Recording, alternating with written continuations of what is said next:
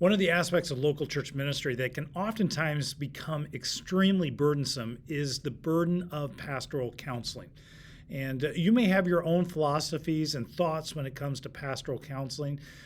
I think it is part of the local discipleship process that we carry the burden and mantle of being a local church leader or pastor. And yet, sometimes that it can become something that's far beyond our level of expertise. So what do we do? How do we handle? How do we process those needs? And I know for me, as the church has grown, the needs become greater, and sometimes those needs can begin to take over, and as a result, you don't have as much time in order to do your sermon prep or just overall leadership and develop other leaders. I don't know about you. I know for me, I don't like pastoral counseling. It's a little bit of a secret there, but I find it drains me. And so even though I recognize that there's an important aspect of spending time with people, walking through people in the midst of their mess, overall, it's draining. And I want to encourage you to create honest, helpful systems and structures to alleviate some of the burden that can exist in pastoral counseling. So one of the questions I just simply want to ask as we begin this conversation is, what requirements do you actually have in place for people to actually meet with you for pastoral counseling, for biblical counseling in your situation? You need to have a process. You need to have some basic requirements. I, for instance, only meet with people that are regular tenders in our local church. But there's a screening process that I put in place. They don't get direct access to me. Oftentimes, we have a caretaker, kind of a care personnel. It could be a volunteer. Sometimes in a larger church setting, it can be a staff person. That is the initial intake person, where when there's a need, they connect with that person. And then they begin to decide, is this a benevolence need? Is this a spiritual need? Is this a high-level counseling need? And so out of that, they'll kind of have different playbooks as to where do we point people based on what their actual need is.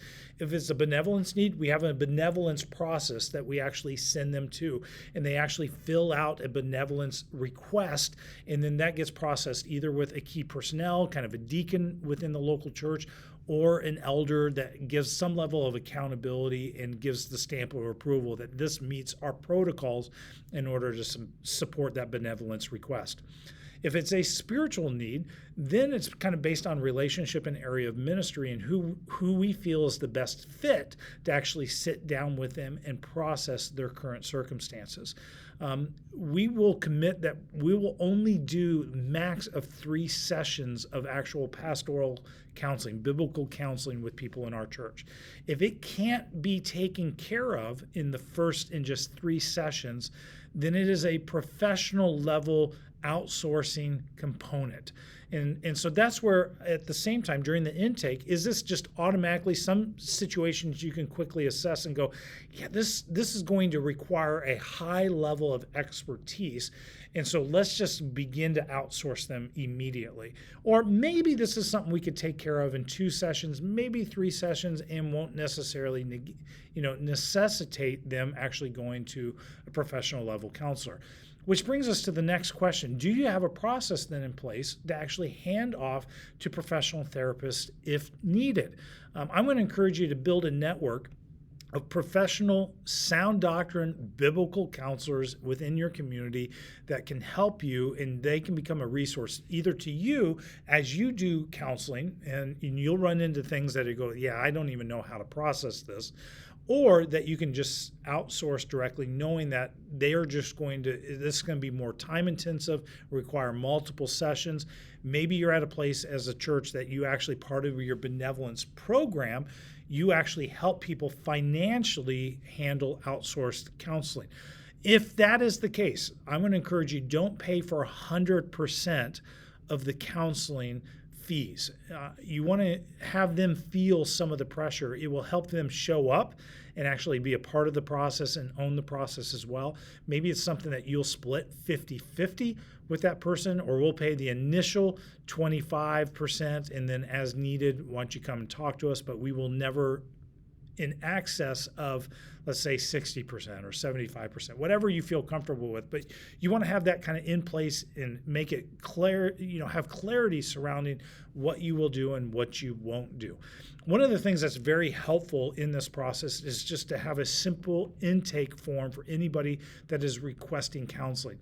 For instance, if people come directly to me and say, hey, there's some things going on in my life, I'd love to be able to sit down and process with you, I'll always say, I'm more than happy to do that, but we do have a process.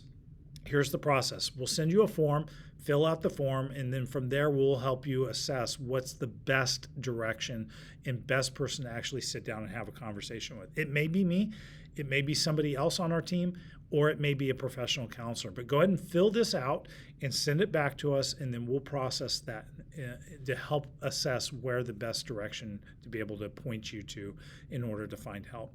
Now, I've included helpful resources below this. You'll find a link. Just click. You can download a basic counseling intake form and make it your own.